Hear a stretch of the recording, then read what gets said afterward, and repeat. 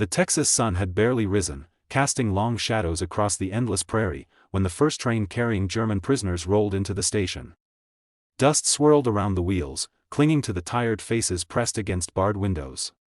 Among them were women, nurses, clerks, auxiliaries, young and old, hardened by war yet trembling with uncertainty. They had heard stories of what awaited POWs in America: chains, hunger, cold barracks, the unrelenting eyes of captors.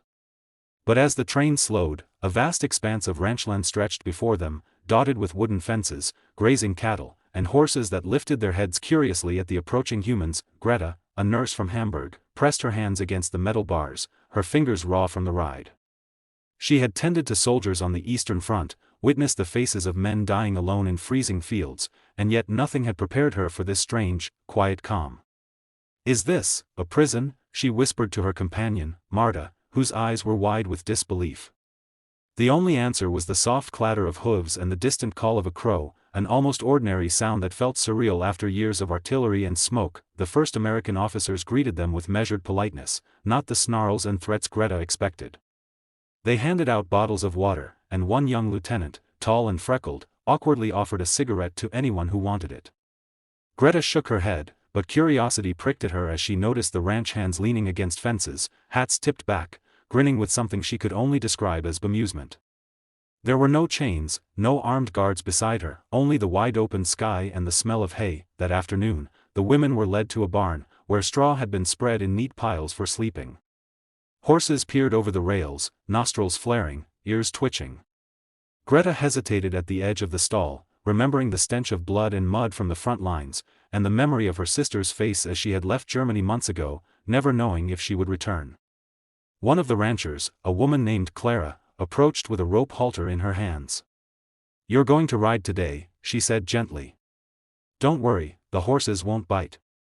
Greta's heart pounded. Ride? She had barely touched a horse in her childhood, and now, after years of war, she was supposed to mount one under the hot Texas sun, with strangers watching her every move. Marta laughed nervously beside her, brushing sweat from her forehead. "Perhaps they've mistaken us for cowgirls," she muttered, though her voice trembled. "The first lesson was simple: approach the horse calmly, speak softly, and let it sniff your hand." Greta obeyed, her fingers trembling, feeling the warmth and strength of the animal. Slowly, she lifted herself onto the saddle, and for a few brief moments, it was as if the war had melted away. The prairie stretched endlessly, wind teasing her hair, and she realized she could breathe freely for the first time in years. The feeling was intoxicating and terrifying at once, freedom suspended in uncertainty. As the day wore on, the women learned the rhythms of ranch life. They fed the animals, carried buckets of water, and tried their hands at chores that were foreign yet grounding. They laughed quietly when a horse snorted and kicked up dust, and the Americans, observing, laughed along with them. Greta couldn't understand why they were being treated with such kindness, yet the doubt lingered: perhaps it was a trick, a test. Perhaps, at any moment, the idyllic scene would shatter, revealing the chains and cruelty she had feared. Night fell with a sudden chill, the prairie glowing under a canopy of stars. Greta lay on the straw, listening to the soft murmurs of her companions, hearts beating with exhaustion and disbelief. Outside, she could hear the distant neighing of horses and the occasional bark of a dog, ordinary sounds she had long forgotten amid bombs and sirens. Sleep approached, reluctant and uneasy, when a sharp voice called out from the shadows, "Someone's missing." Greta sat up, her breath catching. The barn doors creaked open, letting in a sliver of moonlight, and for the first time, fear returned in full force. Someone was out there, alone in the darkness. Someone who shouldn't be. The women huddled together, whispering, as the night swallowed their doubts and the wind carried a whisper of danger across the vast, unbroken Texas plains. The moon hung low over the Texas prairie, pale and ghostly, casting long, wavering shadows across the barn. Greta's heart pounded in her chest, each beat echoing in the quiet night. The words, "someone's missing," had fallen like a hammer, freezing every woman in the straw-strewn barn. Whispers darted from one to another, trembling with fear and suspicion. Was it one of them wandering off, or something worse? After months of war, Greta had learned that fear often arrived unannounced and struck without mercy. Clutching her shawl around her shoulders, she slipped out into the night, Marta close behind her. The air smelled of hay and distant wildflowers, but beneath it was the metallic tang of anxiety. Somewhere in the darkness, the soft crunch of hooves broke the silence, and Greta stiffened. "That's a horse," she whispered, "but it's not one of ours." A figure emerged from the shadows, hunched and cautious, moving with the careful rhythm of someone who had learned to avoid notice. It was a young German nurse, one of the newer arrivals, her uniform muddied from the fields. Relief surged through Greta and Marta, but it was fragile. "Where were you?" Greta asked, her voice low, quivering. The girl looked at them with wide, fearful eyes. I wanted to see the ranch, the plains," she admitted. "I thought, maybe it would feel like freedom." Greta studied her face in the dim moonlight, seeing the same mix of hope and fear that had defined every step of her own journey. She understood, after years of war, after hospitals filled with dying men and endless nights of cold, hunger, and fear, even a small taste of liberty felt intoxicating. But she also knew the line between wonder and danger was razor thin. Morning arrived with a soft, golden light that made the vast prairie shimmer. The ranch hands, rugged men and women with sun-leathered faces and hands calloused from labor, welcomed the POWs with a surprising warmth. The American officers observed from a distance, yet their eyes held a quiet approval, as if to say, "Learn. Adapt. Survive." Greta found herself in the saddle again, the horse beneath her steady and patient. The prairie stretched endlessly, wind tugging at her hair and her uniform, whispering of freedom and fear intertwined. By midday, the women were learning more than just riding. They tended to cattle, patched fences, and even helped in the kitchen, laughing nervously when butter churned unevenly or when milk spilled. Greta realized that the Americans weren't just teaching survival, they were teaching trust, patience, and resilience, lessons the battlefield had never offered. Yet beneath every smile, every shared joke, lingered the silent question: why were they being treated this way? The front lines had taught her that mercy was rare, that kindness often concealed danger. One afternoon, a telegram arrived for the ranch. Greta's hands shook as she unfolded the paper. The words were simple, yet they carried the weight of worlds: inspection tomorrow. New arrivals. Her stomach clenched. More prisoners meant more scrutiny, more unknowns, more potential for disaster. And yet, beneath the anxiety, a strange excitement fluttered.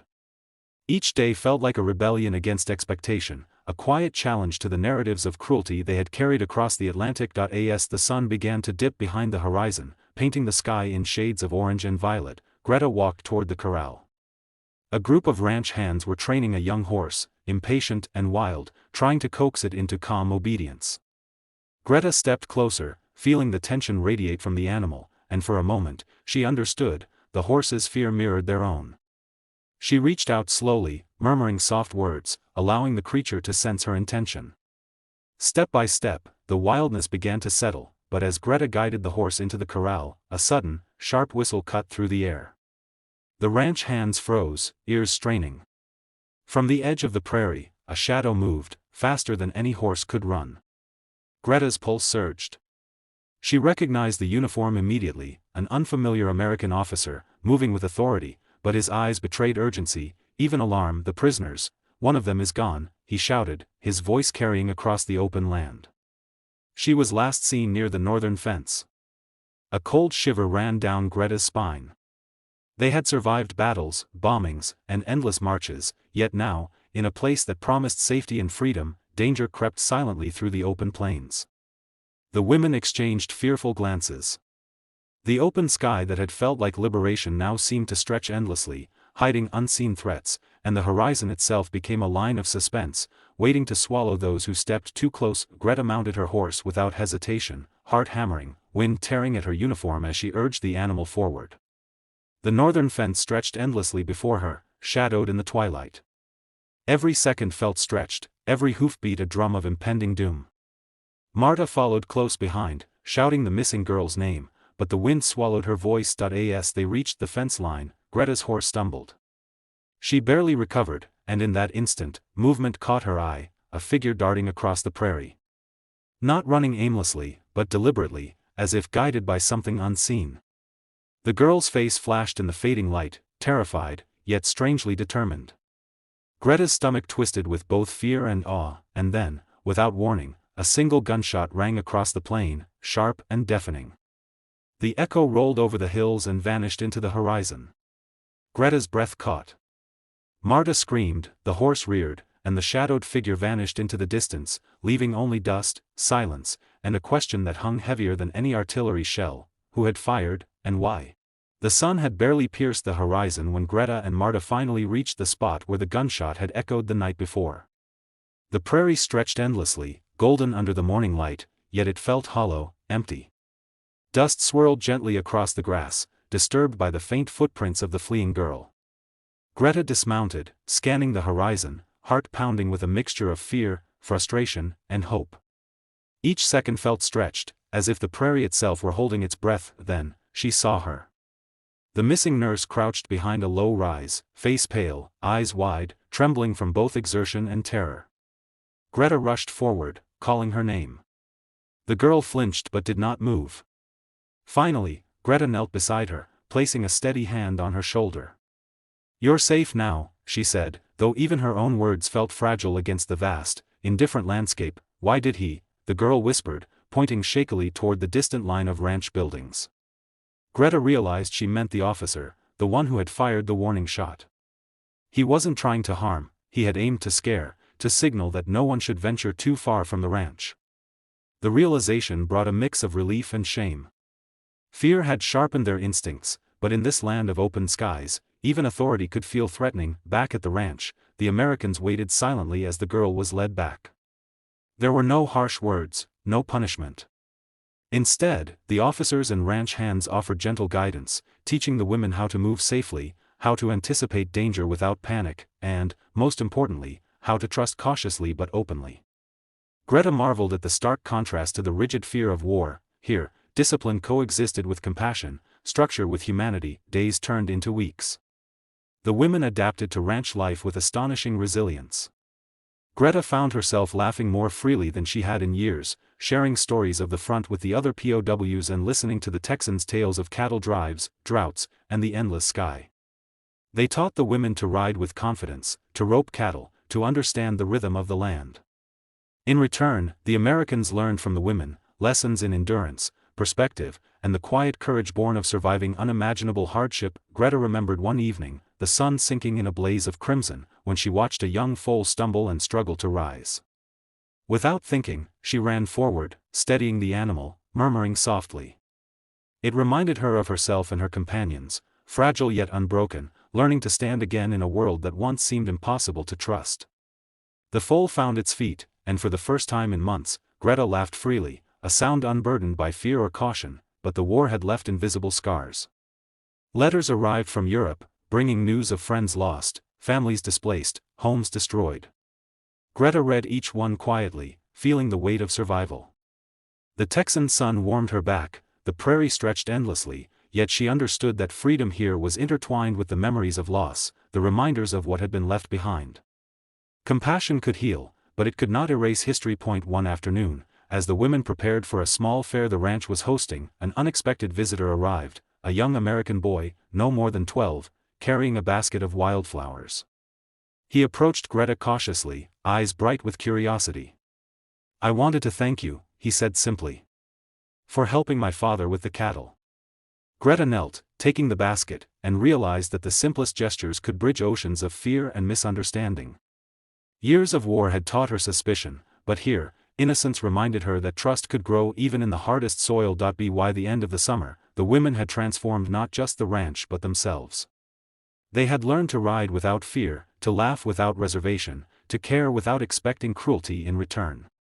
The Americans, in turn, had discovered that the prisoners were not enemies in the full sense of the word. They were human, shaped by circumstance, capable of grace and courage.